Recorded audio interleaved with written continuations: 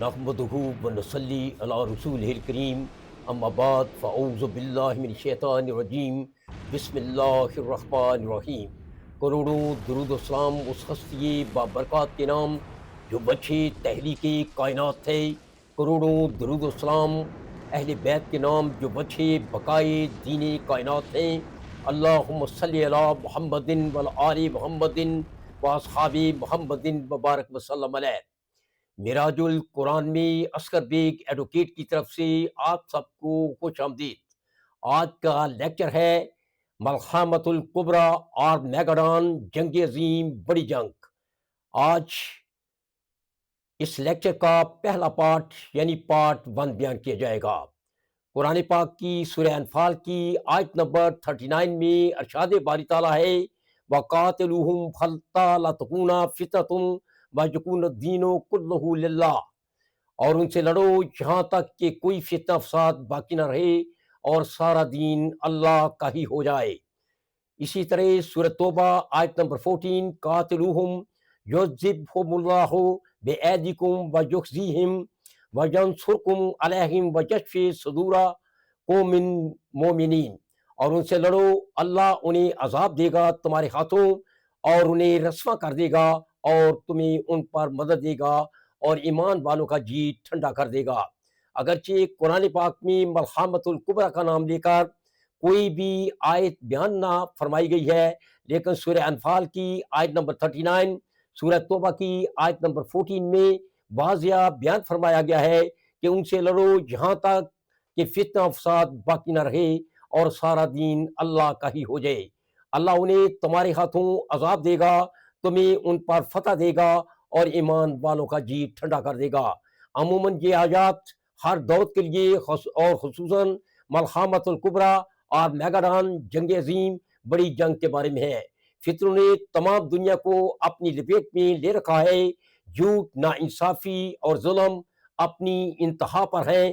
تباہ کن جنگوں نے عالم خست و بود کو گھیر رکھا ہے۔ 28 فروری 2026 کو شروع ہونے والی اسرائیل، امریکہ اور ایران جنگ ملحمۃ الکبریٰ اور میگاڈان، جنگ عظیم بڑی جنگ کے قریب ہونے کی اہم علامت ہے۔ سنن ابو داؤد حدیث نمبر 4292، سنن ابن ماجہ حدیث نمبر 4089۔ حسان بن عطیہ رضی اللہ تعالی عنہ کہتے ہیں خالد نے جبیر بن نفیر سے روایت کی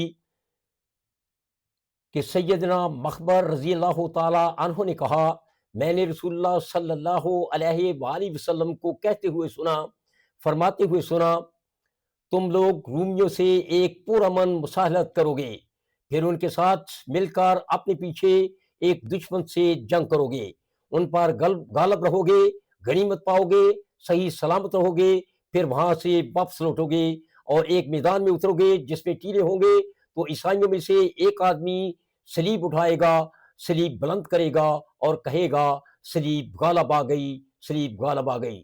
تو مسلمانوں میں سے ایک آدمی کو غصہ آئے گا اور وہ اسے قتل کر دے گا۔ اس موقع پر رومی دھوکہ کریں گے اور جنگ کے لیے جمع ہو جائیں گے۔ سنن ابن ماجہ حدیث نمبر 4095۔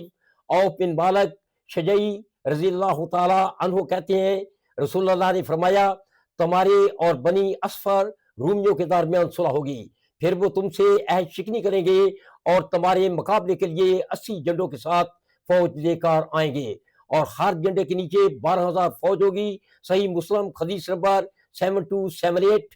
حضرت ابو ہریرہ سے روایت ہے کہ رسول اللہ نے فرمایا قیامت اس وقت تک قائم نہ ہوگی یہاں تک کہ رومی اعماق یا دابق میں نہ اتریں، اور ان کی طرف سے لڑنے کے لیے ایک لشکر مدینہ سے بھی روانہ ہوگا اور وہ ان دنوں زمین والوں میں سے نیک لوگ ہوں گے۔ سنن ابن ماجہ حدیث نمبر 4094۔ عمر بن عوف رضی اللہ تعالی عنہ کہتے ہیں کہ رسول اللہ نے فرمایا قیامت اس وقت تک قائم نہ ہوگی جب تک مسلمانوں کا نزدیک ترین مورچہ مقام بولا میں نہ ہو۔ سنن ابن ماجہ حدیث نمبر 4090۔ ابو ہریرہ رضی اللہ تعالی عنہ کہتے ہیں کہ رسول اللہ صلی اللہ علیہ وآلہ وسلم نے فرمایا جب بڑی بڑی جنگیں ہونے لگیں تو اللہ تعالیٰ موالیوں میں سے ایک لشکر اٹھائے گا جو عربوں سے زیادہ اچھے سوار ہوں گے اور ان سے بہتر ہتھیار رکھتے ہوں گے، اور اللہ ان کے ذریعے دین کی مدد فرمائے گا، اور اللہ ان کے ذریعے دین کی مدد فرمائے گا۔ وما علینا الا البلاغ۔